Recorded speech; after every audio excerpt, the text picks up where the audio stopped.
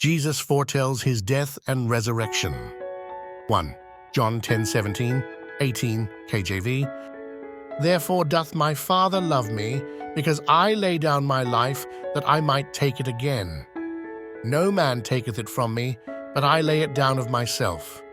I have power to lay it down, and I have power to take it again.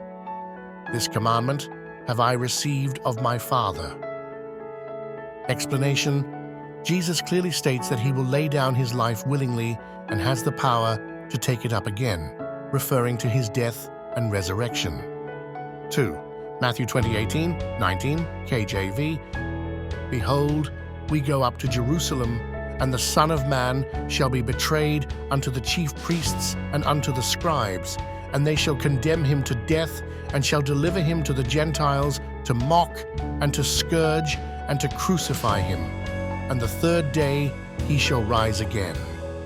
Explanation: Jesus foretells his death and resurrection in clear detail, mentioning his betrayal, suffering, and crucifixion. 3.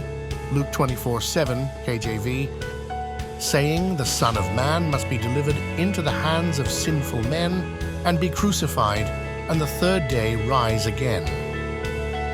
Explanation: after his resurrection, Jesus reminds the disciples of his earlier prophecy about his death and resurrection. 4. Matthew 26:28 KJV. For this is my blood of the New Testament, which is shed for many for the remission of sins.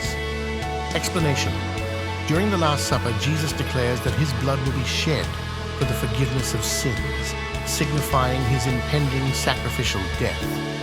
5. John 12:32-33 KJV. And I, if I be lifted up from the earth, will draw all men unto me.